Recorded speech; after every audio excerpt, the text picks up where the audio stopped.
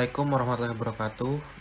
Nama saya Arya Rehan Nugroho Ruslan, NIM 115190029 dari kelompok 11. Jadi yang pertama itu ada abstrak.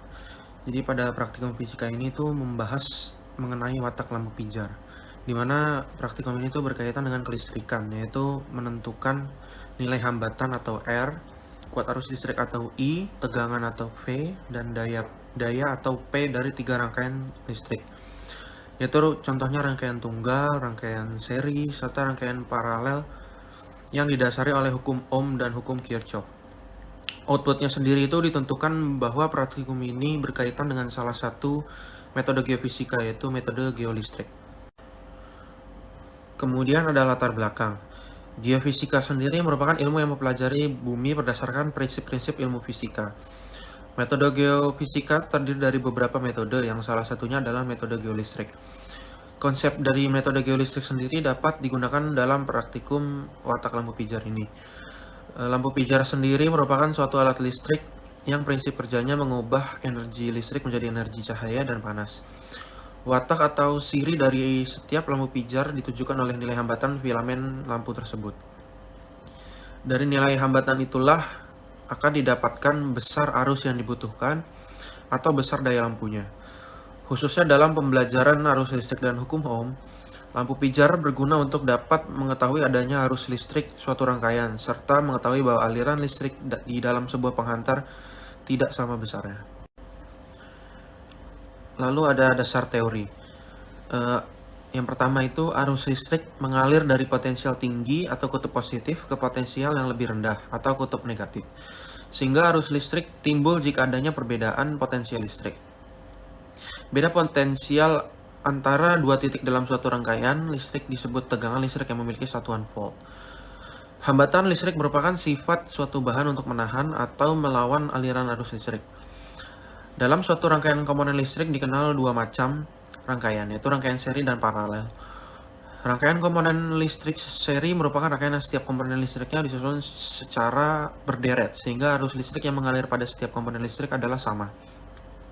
Sedangkan komponen listrik paralel merupakan rangkaian yang setiap komponen listriknya disusun secara berjajar, sehingga tegangan pada setiap komponen listriknya adalah.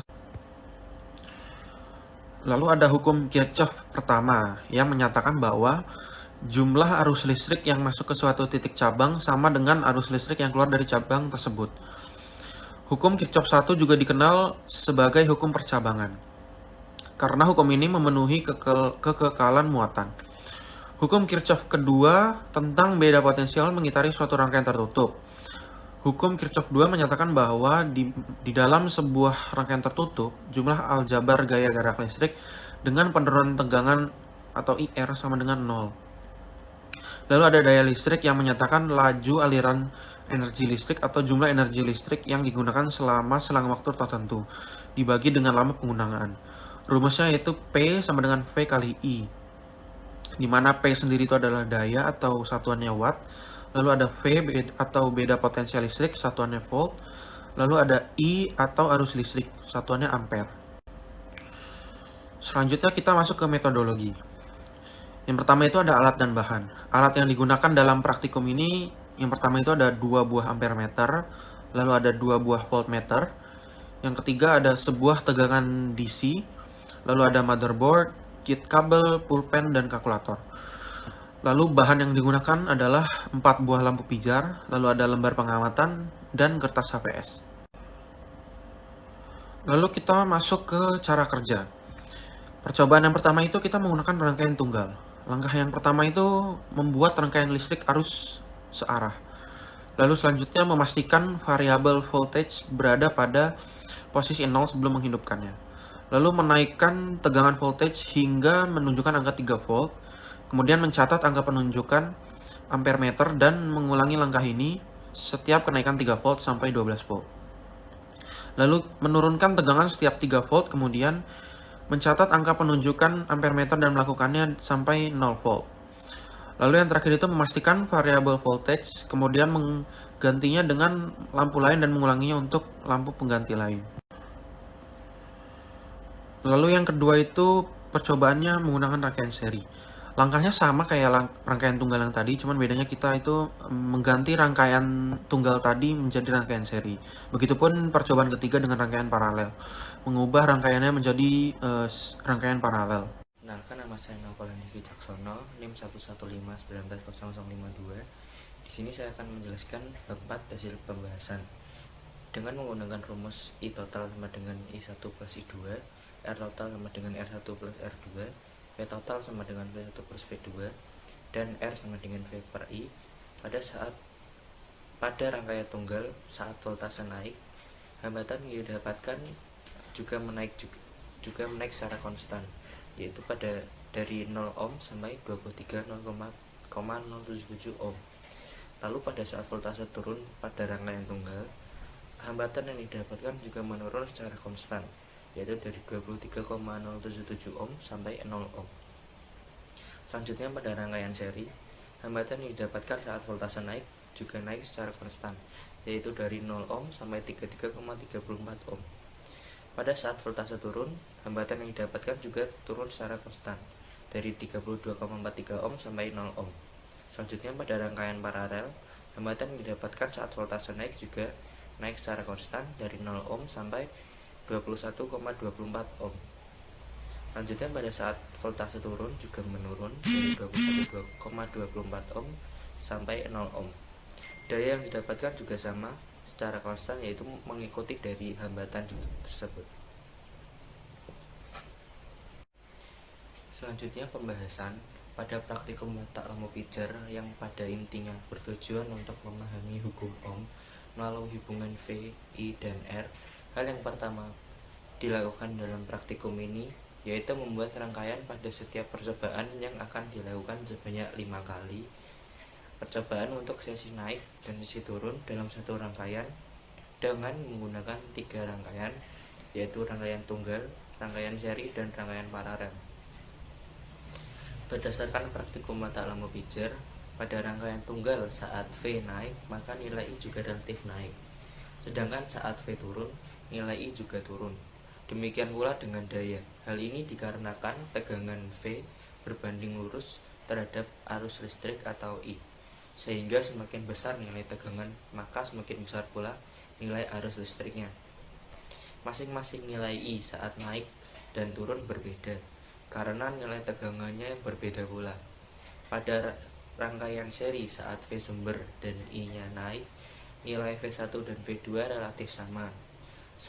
Serta saat V sumber dan I-nya turun, nilai V1 dan V2-nya juga relatif sama. Pada rangkaian paralel, saat V dan I totalnya naik, nilai I1 dan I2-nya relatif sama. Serta saat V dan I-nya totalnya turun, nilai I1 dan I2 juga relatif sama. Selain itu, juga dapat disimpulkan bahwa nilai I1 dan I2 pada rangkaian paralel bergantung pada nilai V dan I totalnya, V dan I totalnya. Sedangkan nilai V1 dan V2 paralel pada rangkaian seri bergantung pada nilai V sumber dan I-nya. Pada praktikum mata lampu pijar ini, jika dikaitkan dengan metode geofisika termasuk ke dalam metode geolistrik. Hal ini dikarenakan pengukurannya dalam metode geolistrik berdasarkan pada pengukuran potensial, arus, dan medan elektromagnetik yang terjadi baik secara pasif maupun aktif. Yang penggunaan prinsipnya juga sama dengan hukum Ohm. Metode geolistrik sendiri mempelajari sifat aliran listrik dalam bumi dan bagaimana cara mendeteksinya di permukaan. Selanjutnya, yang terakhir kesimpulan. Yang pertama, hubungan antar tegangan V dengan kuat arus listrik I yang terpasang pada rangkaian listrik, yaitu semakin besar nilai tegangan V, maka semakin besar pula nilai kuat arus listriknya.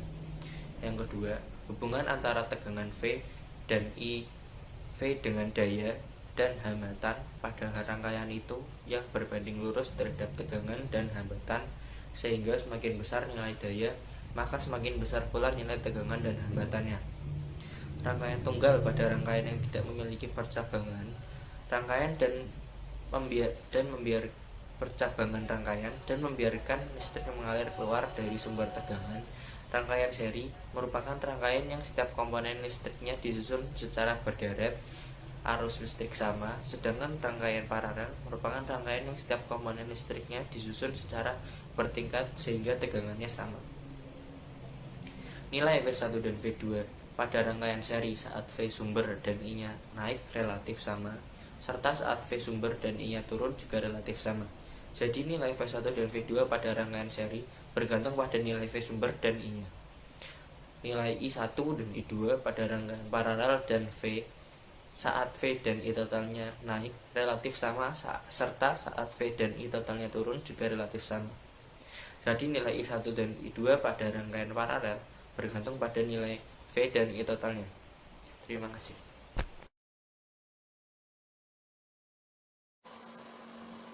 Perkenalkan, nama saya Priska Aulia Saptiawati, NIM 115190048. Di sini saya akan menjawab beberapa pertanyaan yang telah diberikan. Pertanyaan itu diantaranya: pertama, bagaimana hubungan V dan I pada rangkaian tunggal dan seri?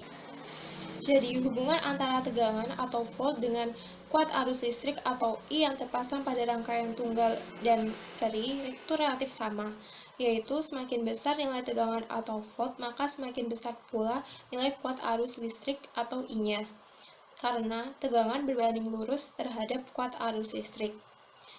Yang secara umum juga dijelaskan pada hukum Ohm, yang menyatakan bahwa perbandingan tegangan dengan kuat arus listrik adalah tetap pada suhu konstan. Dan secara matematis dapat dirumuskan sebagai berikut, yaitu beda potensial listrik atau V itu sama dengan kuat arus listrik atau I dikali dengan nilai hambatan atau R. Sehingga dapat disimpulkan bahwa beda potensial listrik atau tegangan itu berbanding lurus terhadap nilai kuat arus listrik atau I-nya. 2. Apa kaitan listrik dengan magnet? Kaitan antara listrik dan magnet yaitu terdapat penemuan mengenai hubungan antara listrik dan magnet.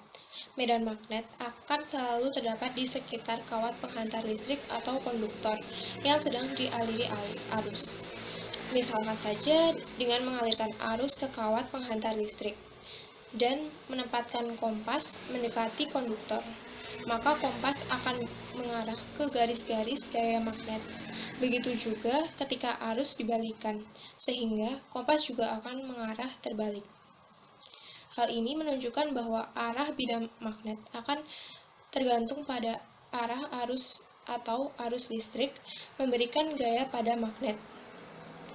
Arus listrik atau muatan listrik yang bergerak juga menghasilkan medan magnet.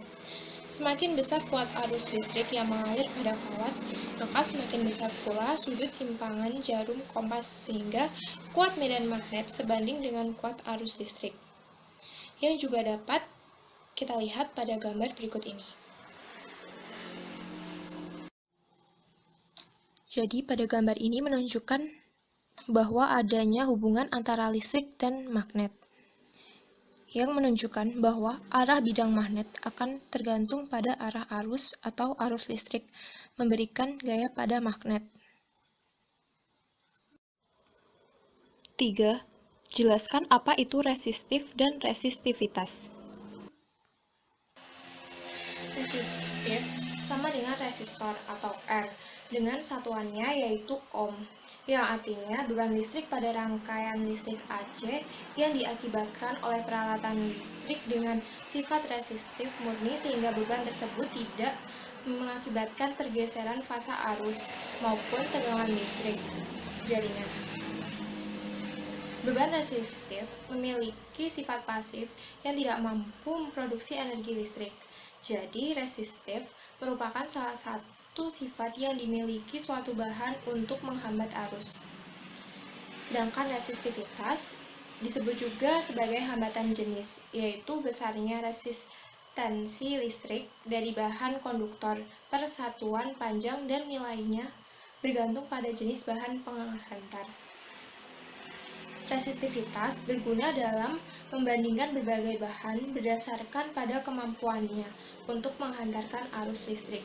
Jadi, resistivitas juga merupakan kemampuan suatu bahan untuk menghambat arus listrik. 4. Apa saja yang mempengaruhi nilai resistivitas? Yang mempengaruhi nilai resistivitas dapat dilihat dari rumus resistivitas itu sendiri. Nilai resistivitas dapat dicari dengan rumus sebagai berikut ini. Nah, jadi ini merupakan rumus dari mencari nilai resistivitas yang dapat dijabarkan sebagai berikut ini. Besarnya hambatan dapat dicari dengan mengkalikan hambatan jenis dengan panjang kawat, lalu dibagi dengan luas penampang. Jadi, yang mempengaruhi nilai resistivitas itu dari jenis penghantarnya, itu yang pertama. Dimisalkan atau ya kita anggap pada besi. Besi itu mempunyai resistansi lebih besar daripada tembaga, sehingga penghantar tembaga lebih baik daripada besi. Oleh karena itu, semakin besar resistensinya, maka semakin baik penghantarnya. Yang kedua, itu ada panjang penghantar. Dapat disimpulkan bahwa semakin panjang suatu penghantar, maka semakin besar resistensinya. Terus yang ketiga, ada luas penampang penghantar. Maka semakin besar penampang penghantar, maka semakin kecil resistensi penghantarnya, sehingga arus yang dialirkan akan semakin besar atau kuat. Dan yang keempat itu ada suhu atau temperatur. Pada setiap logam yang mendapat perubahan temperatur, maka volume atau bentuk yang berubah. Sehingga jika suatu penghantar temperatur mendapat perubahan temperatur atau menjadi naik, itu maka harga resistensinya juga ikut berubah, maka menjadi semakin besar. Begitupun sebaliknya. Namun hal ini berbeda pada karbon atau arang, karena apabila temperatur naik, maka resistensinya akan turun.